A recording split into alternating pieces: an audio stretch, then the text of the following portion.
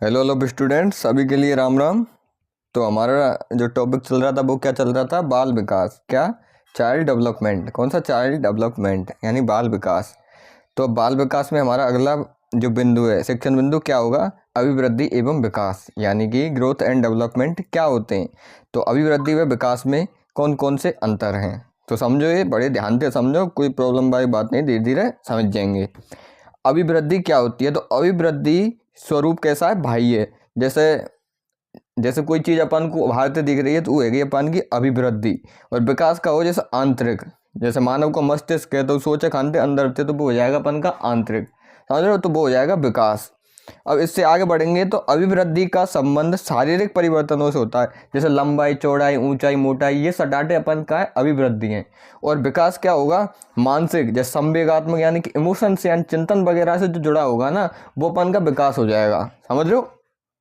अगला पॉइंट हो जाएगा अपन का अभिवृद्धि में कि अभिवृद्धि को सामान्य रूप से मापा जा सकता है। कि लंबाई है, लंबाई अपन आसानी से माप सके कि 6 सेंटीमीटर 5 सेंटीमीटर कितने बड़ी है, माप सके। और अपन का आकार है खूब नाप सके। तो ये हो जाएगी अपन की अभिवृद्धि को मापा जा सकता है। विकास को सामान्य रूप से तो मापा नहीं जा सकता कि कौन कितने सोच रहा हो, कौन कितने नहीं सोच रहा हो। तो ये हो जाए बुद्धि, व्यक्तित्व, रुचि, सृजनात्मकता यानी क्रिएटिविटी, अभिक्षमता। समझ रहे हो? ये आ जाएंगे अपन के विकास के रूप। लंबाई, भार, तापमान, ये कह जाएंगे अपन की अभिवृद्धि। अभिवृद्धि मात्रात्मक होती है। कैसी? अभिवृद्धि एक मात्रात्मक यानी मात्रा के अनुसार बढ़ती है। विकास गुणात्मक यानी गुणों के, यानी कि कोई अच्छा आदमी कोई बुरा आदमी है, तो ऐसे हो जाएगा परिमाणात्मक होता है। मतलब समझ रहे हो? यानी कि अभिवृद्धि तो मात्रात्मक होती है, लेकिन विकास गुणात्मक प्लस मात्रात्मक यानी परिणामात्मक भी होता है। समझो। पांचवा बिंदु क्या अपन का? अभिवृद्धि एक निश्चित समय तक चलने वाली प्रक्रिया है। अभिवृद्धि यानी क्या? शरीर में वृद्धि है तो एक निश्चित समय तक चलेगी, निश्चित समय तक। ये नहीं कि सब जिंदगी चलती रहे। 18-19 साल तक की उम्र तक अपन की लंबाई बढ़ेगी, वापिस नहीं बढ़ेगी, रुक जाएगी। तो अभिवृद्धि निश्चित समय तक चले, लेकिन विकास जीवन पर्यंत चलता है। लेकिन जैसे अपन सोचेंगे कब? मरे जाएंगे, लेकिन सोच वो अपन को बंद नहीं होगा। तो ये अपन को विकास आजीवन चलता है। अभिवृद्धि का क्षेत्र सीमित होता है। समझ रहे हो? लंबाई, चौड़ाई, ऊंचाई, मोटाई है तो ये सीमित क्षेत्र तक ही हुए। जैसे ये नहीं कि अपन पूरे कमरा के बराबर मोटे हो जाएंगे, ऐसे नहीं होंगे। लेकिन विकास का क्षेत्र व्यापक होता है। लेकिन अपन ये पूरे कमरा में जितने को चीजें इनके बारे में सोच सकें, इतने बड़े अपन नहीं हो सके, लेकिन सोच सकें, तो सोचेंगे तो विकास है, कोई चिंतन है वो। समझ रहे हो? अगला अपन का जाएगा सातवां बिंदु कि अभिवृद्धि एक निश्चित सीमा तक होती है। निश्चित सीमा तक होती है, विकास की कोई सीमा नहीं होती है, अनिश्चित चलते रहे। अभिवृद्धि एक सामान्य प्रक्रिया है। कैसी है? एक नॉर्मल है। जैसे बालक हो तो बड़ो हुए को, समझ रहे हो ना? बालक हो तो बड़ो हुए को। लेकिन विकास जटिल क्रिया है। मंद बुद्धि नहीं है जाओ बालक, मूर्ख नहीं है जाए, पैगल नहीं है जाए, तो जटिल है, मतलब बहुत क्रिटिकल है। बालक बहुत बढ़िया तरीका से रखना पर है जब वो विकसित हो गए। समझ रहे हो? तो अगला हमारा अभिवृद्धि सामान्यतः एक आयामी होती है। मतलब एक आयामी यानी एक ही दिशा में चलती है अभिवृद्धि यानी ग्रोथ।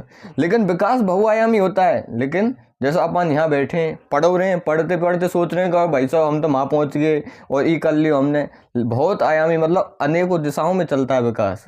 तो ऐसा अपन कोई विकास हो जाएगा। अभिवृद्धि वातावरण से बहुत कम प्रभावित होती है। जैसे भाई साहब वातावरण है, अपन ने गांव में पटिक दो, शहर में पटिक दो, तो लंबाई तो जब बढ़ेगी अपन की, मोटाई जब बढ़ेगी, क्यों खा रहे हैं अपन तो बढ़ेगी। लेकिन जैसे विकास है तो विकास प्रभावित होता है अधिक। जैसे अपन गांव में पटिक दिए तो गांव के हिसाब से ढलेंगे, शहर में पटिक दिए तो शहर के हिसाब से। तो जैसे अपन को वातावरण होगा ऐसे ही अपन को विकास होगा मानसिक। समझ रहे हो? तो ये हो जाएगा 11वां बिंदु अपन का। अभिवृद्धि सामान्यतः सकारात्मक होती है। समझ रहे हो?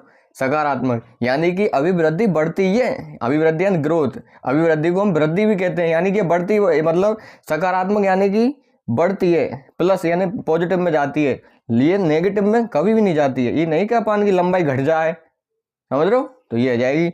लेकिन विकास सकारात्मक में नकारात्मक दोनों होता है। यानी कि एक टाइम पे तो आदमी बन गो अल्बर्ट आइंस्टीन और एक टाइम पे बन गो कतई एंड ढोर। समझ रहे हो? तो ऐसे है कि विकास तो सब रही चले, अपन को सकारात्मक हो नकारात्मक हुए। अभिवृद्धि जन्म से आरंभ होकर जन्म से आरंभ हो जाती है अभिवृद्धि, लेकिन विकास गर्भावस्था से आरंभ हो जाता है। जैसे बालक पेट में हुए ना, जब तक बाको इस मस्तिष्क को विकास चालू हो जाए, उस सोच में लग पड़े। और अभिवृद्धि विकास का ही एक अंग है। जो अभिवृद्धि है यानी कि लंबाई चौड़ाई ऊंचाई मोटाई, इस हटाटो एक विकास कोई अंग है, अलग तो चीज नहीं है, पर पढ़ना अलग पर है।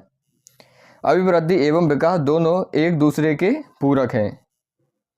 अभिवृद्धि एवं विकास के सिद्धांत, यानी कि अभिवृद्धि और विकास के सिद्धांत क्या है? तो पहला सिद्धांत क्या? निरंतरता का सिद्धांत या सतत विकास का सिद्धांत। यानी कैसा? निरंतरता या सतत, यानी लगातार विकास होता है। विकास एक निरंतर चलने वाली प्रक्रिया है जो गर्भावस्था से आरंभ होती है और पूरे जीवन तक चलती है। विकास निरंतर चलता है, निरंतर यानी कंटिन्यूअस। अपन जैसे मैया के पेट में होंगे तो जब तक चालू हो जाएगा अपन मरे ही जाएंगे, फिर विकास बंद नहीं होगा, मरत के हम विकास बंद। जब तक अपन की जो भौतिक देह रहेगी, जब तक विकास चलते रहेगा, जब तक सोचेंगे अपन कि यार फलाने ने ऐसा करो, वाने ऐसा करो, तो ये जाएगा।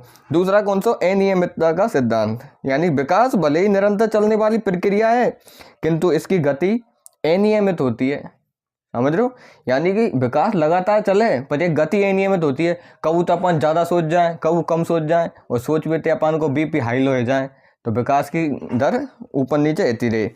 जैसे शेषवावस्था, यानी जब अपन शेषवावस्था में रहे तो तीव्र विकास होता है, बाल्यावस्था में मंद होता है, किशोरावस्था में फिर तीव्र होता है, और प्रौढ़ावस्था में यानी बुढ़ापे में फिर धीरे हो जाता है मस्तिष्क का विकास। समझ रहे हो? आगे वो समझ में। अगला तीसरे नंबर का अपन का जो सिद्धांत है वो है व्यक्तिगत विभिन्नता या विभेदकता का सिद्धांत। किसने दिया? फ्रांसिस गाल्टन ने। किसने? फ्रांसिस गाल्टन ने। विभेद किया किसने? फ्रांसिस गाल्टन ने।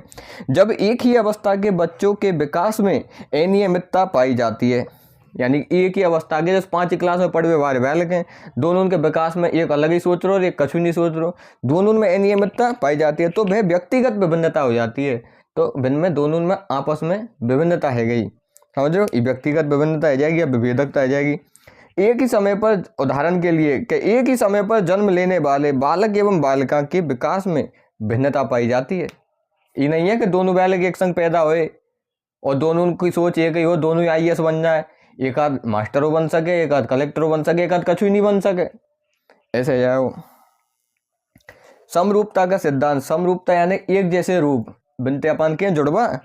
भिन्नता किसी भी कारण से हो किंतु सभी बच्चों के विकास में कुछ निश्चित समरूपता भी पाई जाती है। यानी कि भिन्नताओं पाई जाए तो वहां समरूपता यानी कि समानता भी पाई जाती है।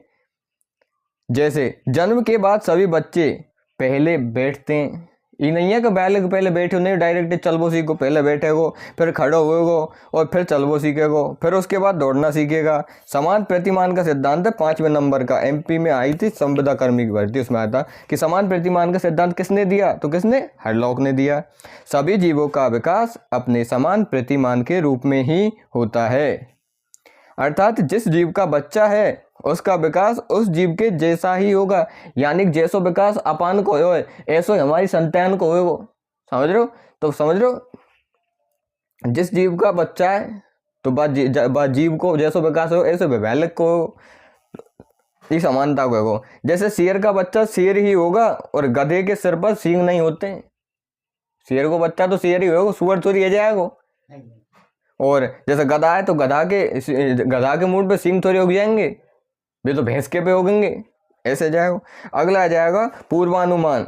पूर्वानुमान या पूर्व कथन या भविष्यवाणी का, यानी पहले ते अनुमान लगा लें कि बालक कैसे हो, विकास कैसे हो, विकास की पहले भविष्यवाणी कर दें, तो वो हो जाएगा पूर्वानुमान को। अर्थात बालक के वर्तमान विकास को देख करके उसके भविष्य के विकास का अनुमान लगा लेते हैं। जैसे पूत के पाम तो पालने में दिख जाए, जैसे कोई बढ़िया पढ़ रहा तो अपन अनुमान लगा लेंगे, हाँ यार या की तो लग सके उम्मीद।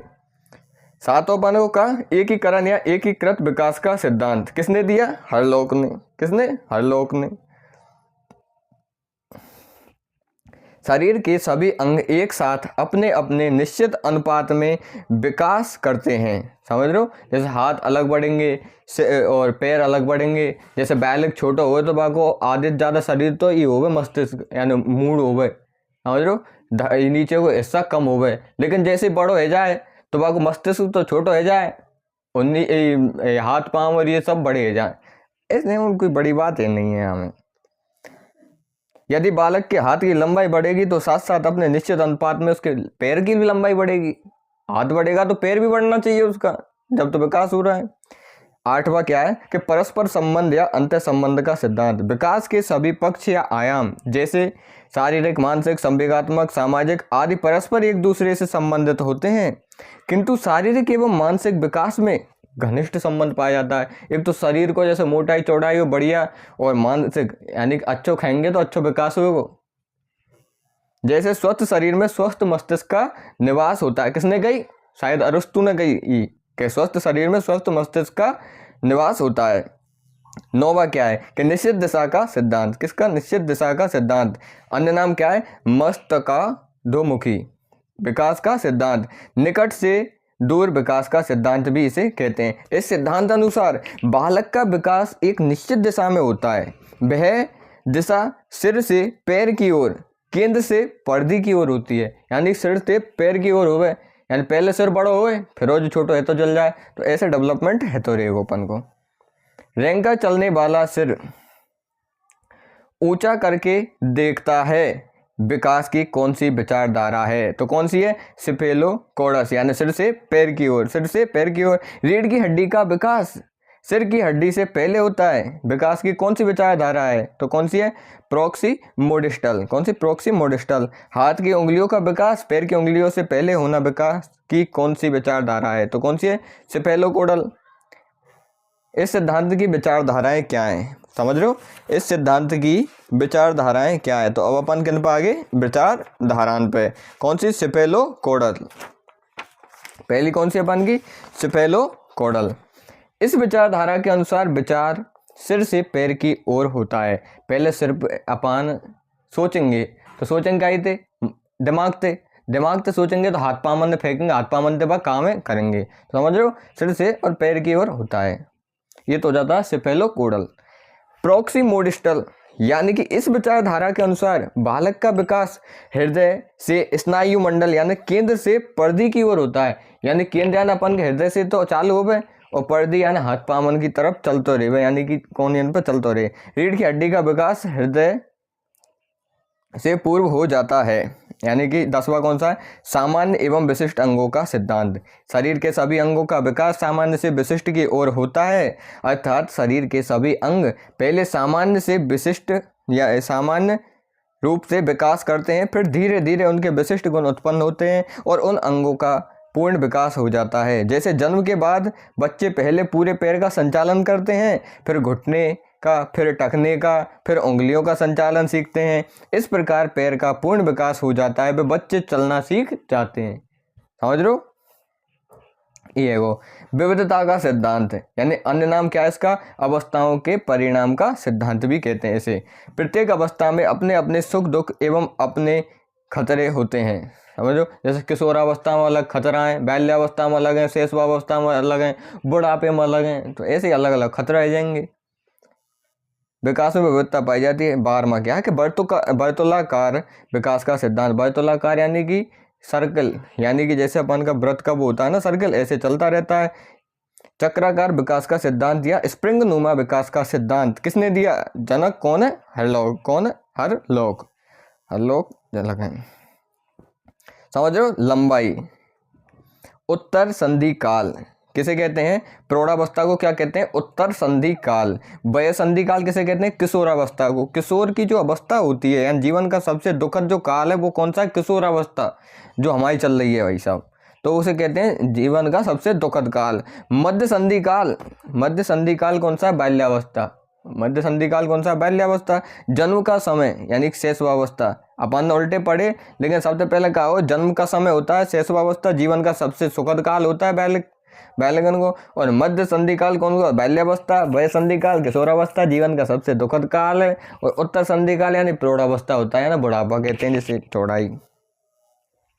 इस सिद्धांत के अनुसार बालक का विकास वर्तुलाकार रूप में होता है, अर्थात जन्म के बाद यदि बालक की लंबाई बढ़ेगी तो उसके साथ साथ निश्चित अनुपात में उसकी चौड़ाई भी बढ़ेगी, और बालक संधि काल के माध्यम से एक अवस्था से दूसरी अवस्था में प्रवेश करेगा। और मानव जीवन में 3 संधि काल आते हैं। कितने?